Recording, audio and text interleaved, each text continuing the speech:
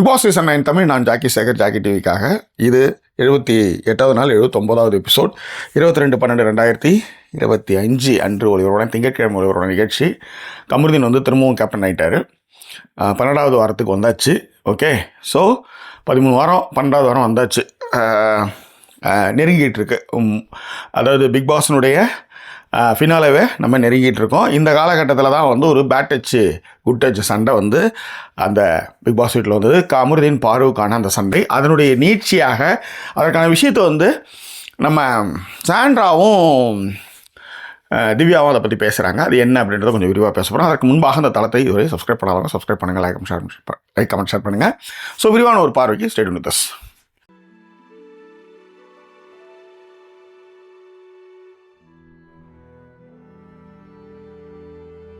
பார்வுடைய game பிளானை வந்து அந்த வீட்டில் நிறைய பேர் உடச்சிருக்காங்க. விக்ரம்லேருந்து கனியிலேருந்து எல்லாருக்குமே அவங்க கேம் பிளான் தெரியும். முக்கியமாக எஃப்ஜே வந்து பட்டவர்த்தமும் உடச்சிருப்பார். மற்றவங்க எல்லாருக்குமே அந்த கேம் பிளான் என்னன்னு தெரியும். ஒரு ஆளை சூஸ் பண்ணுவாங்க.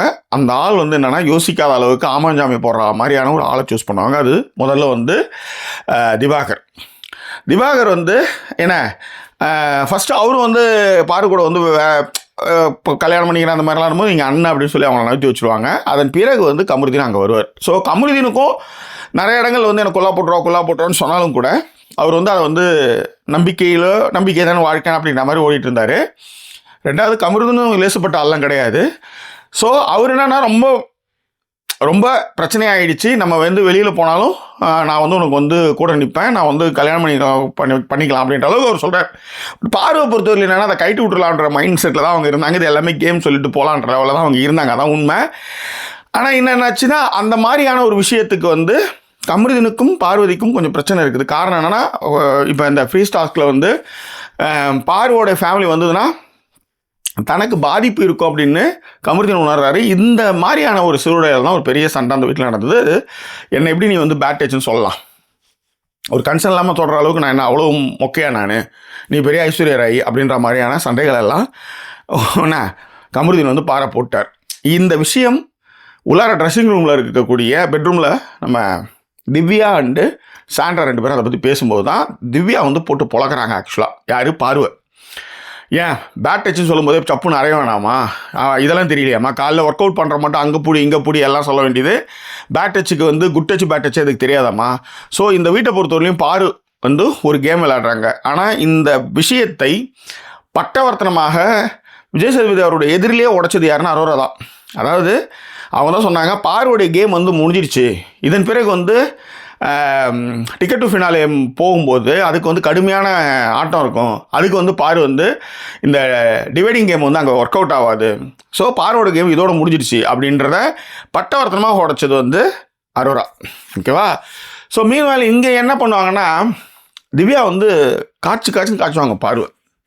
அதாவது நாம் வந்து ஏற்கனவே வெளில பார்த்துட்டு தான் வந்தோம். இவங்க வந்து கமருதீன் மேலே ஒரு அக்யூசேஷன் வச்சதையும் அதுக்கு வந்து யாருமே இந்த மாதிரியான ஒரு செயலை செய்ய மாட்டேன்னு திவாகர் சொன்னதுலேருந்து எல்லாமே நம்ம பேசணும். திரும்ப ஃபுல்லாக பழகிட்டு இப்போ வந்து பேட் டச் பண்ணுறான் அப்படின்ற மாதிரி ஒரு கதை எடுத்து வந்தால் என்ன அர்த்தம்? ஸோ பார்வை பொறுத்தவரையிலையும் அதுதான் வந்து சாண்டா சொல்லுவாங்க, இந்த வீட்டில் வந்து ஒரு நிம்மதியாக அப்படியே போயிடலான்னு பார்த்தா இவங்க ஒரு கதையை வளர்த்துறாங்க அப்படின்னு சொல்லும்போது அதுக்கு திவ்யா சொல்லுவாங்க, அவங்களுக்கு நிம்மதியாக அந்த வீட்டை பொறுத்தவரையிலையும் அவங்க இருக்கக்கூடாது, ஏதாவது ஒரு விஷயத்த அவங்க வந்து கிரியேட் பண்ணிகிட்டே இருக்கணும். இப்போ உதாரணத்துக்கு திவாகர் போயாச்சு, அடுத்தது இப்போ கமருதீன். ஸோ இப்போ கமருதீனையும் கழட்டி விட்டா கொஞ்சம் ஃப்ரீயாக இருக்கலாம்னு அவங்க நினைக்கிறாங்க. ஆனால் என்கிட்ட பாரு மட்டும் மாட்டுட்டோம், நான் வந்து பேசுவேன் அப்படின்னு திவ்யா வந்து அதை வந்து போல்டாகவே போட்டு உடைக்கிறாங்க. ஆக்சுவலாக பார்வை பற்றின எல்லா விஷயத்தையுமே போட்டு உடைக்கிறாங்க.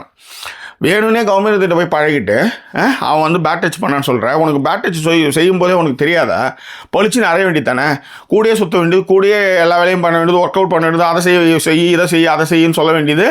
ஆனால் அந்த பையன் மேலே வந்து அப்படி அபாரமான ஒரு பழியை வந்து எப்படி போட முடியும் அப்படின்றத வந்து திவ்யா வந்து ரொம்ப கடுமையாகவே சொல்கிறாங்க.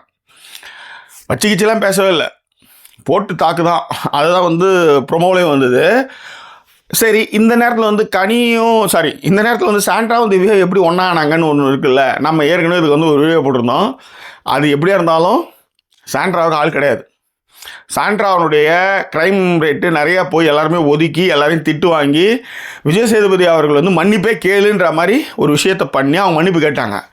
இப்போதைக்கு அந்த வீட்டில் வந்து கன்சர்ன் பண்ணுறதுக்கோ இல்லை அவங்கள வந்து எவ்வளோ நாள் தான் அமித்து கூட உட்காந்துட்டு இருப்பார் சொல்லுங்கள், எல்லா இடத்துக்கும் வரவும் முடியாது. ஓகே, பட் ஆனால் லேடிஸ் ட்ரெஸ் ரூமில் இருக்கும் பொழுது அவங்க திவ்யா கூட பேசுறதுக்கு வாய்ப்புகள் நிறையவே இருக்குது. திவ்யாவும் வந்து ஏன்னா திவ்யா மேலே வந்து நான் ஒரு பெனிஃபிட் ஆஃப் டவுட் வைக்காமல் அந்த சண்டை கமருதீனுக்கும் அவங்களுக்கும் ஒரு சண்டை நடக்கும்ல, அதாவது சாண்டா கிட்ட மன்னிப்பு கேளுங்கன்னும் போது அப்போ கூட நான் வந்து பெனிஃபிட் ஆஃப் டவுட் வந்து அவங்க மேலே வைக்கலை பெருசாக. ஏன்னா கமருதீன் கத்திட்டாப்லன்ட்டு, ஆனால் அந்த சண்டையை அவங்க ரொம்ப தூரம் இழுத்துன்னு போகும்போது தான் என்ன இது வந்து சாண்ட்ரா மேலே வந்து கனி வைக்கிற குற்றச்சாட்டை டைலூட் பண்ணுறாங்க அப்படின்ற ஒரு விஷயத்தையும் நம்மளால் அதை புரிஞ்சிக்க முடியுது, லேட்டரானு புரிஞ்சிக்க முடியுது. ஸோ அதனால் இப்போ அவங்க அந்த வீட்டில் வந்து இப்போ சாண்ட்ராவும் திவ்யாவும் ஒன்றுக்குள்ளே ஒன்றாயிட்டாங்க. ஓகேவா? ஸோ அப்போ தான் வந்து சாண்ட்ரா சொல்லுவாங்க, நம்ம உள்ளார வரும்போதே இதெல்லாம் தெரிஞ்சு தான் வந்தோம், இதெல்லாம் வந்து ஃபுல்லாக பேசிட்டோம், இந்த விஷயத்தை வந்து ஃபுல்லாக நம்ம பேசிட்டோம், இப்போ திரும்பவும் எடுத்துகிட்டு வந்து அதே கதையை எடுத்துகிட்டு வந்து இப்போ பேசினா அது எந்த வகையில் நியாயம்? ஓகே, அது மட்டும் கிடையாது, நேற்று நைட்டு கூட ரொம்ப 2 பேருமே வந்து ரொம்ப ஒன்றா இருந்தாங்க, ஹாப்பியாக தான் பேசிகிட்டு இருந்தாங்க, அதுக்குள்ளே என்ன வந்ததுன்னு தெரியல. ஸோ கமருதீனை வந்து போட்டு காலி பண்ணுறா அப்படின்றத சாண்ட்ரா சொல்லுவாங்க. திவ்யாவும் தான் சொல்லுவாங்க. பார்வை பொறுத்தவரையிலையும் இந்த மாதிரி ஒரு கேம் வந்து அவங்க இப்போ ஆரம்பத்துலேருந்தே விளையாடிட்டு இருக்காங்க, யாராவது ஒருத்தவங்களுடைய முதுகில் வந்து சவாரி செஞ்சுக்கிட்டே இருக்கணும். அது மட்டும் கிடையாது, பாரு வந்து தனக்கு வந்து கமருதீன் வந்து ஒரு அடியாள் மாதிரி தான் வச்சுருந்தாங்க. யாவுன்னா வந்து நம்ம ஒரு கருத்தை எடுத்துரைக்கும் போது அதுக்கு திவாகரோ இல்லை கமருதீனோ வந்து சப்போர்ட் பண்ணுறதுக்காக தான் அவங்க வச்சுட்டு இருந்தாங்க. ஈவன் இந்த ஆதிரை வெளியே போகும்போது கூட பார்வதி வந்து ஒரு மாதிரி சந்தோஷமாயிட்டு அதன் பிறகு வந்து